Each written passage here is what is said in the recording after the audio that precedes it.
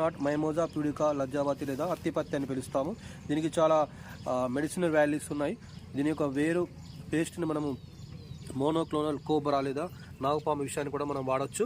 అంతేకాకుండా ఇది చాలా డెర్మటైటిస్ వాటి కూడా వాడుతూ ఉంటారు. దీనిలో ఉన్నటువంటి ఎపినాస్టిక్ లేదా సిస్మోనాస్టిక్ మూమెంట్స్ అనేవి ఈ పత్రపీఠం యొక్క లీఫ్ యొక్క బేస్లో ఉన్నటువంటి కొన్ని పల్వస్ కణాలలో ఉన్నటువంటి వాటర్ అనేది బ్యాక్ తీసుకోవడం వల్ల, వెనుకకు తీసుకోవడం వల్ల ఈ పత్రాలు ముడుచుకుంటాయి. ముఖ్యంగా పశువులు కానీ వేరే కానీ తినకుండా కాపాడుకోవడానికి ఉన్నటువంటి ఒక సెల్ఫ్ ప్రొటెక్టివ్ మెకానిజం వల్ల ఇవి ముడుచుకుంటాయి. అందుకోసం వీటిని టచ్ మీ నాట్ లేదా సిగ్గర్ అని పిలుస్తాము. మైమోజా ప్యూడికా అని అంటాం బొటానికల్గా. మైమోజాసి కుటుంబము. ఈ ప్యూడికా అంటే సిగ్గుపడమని లాటిన్ భాషలో అంటారు.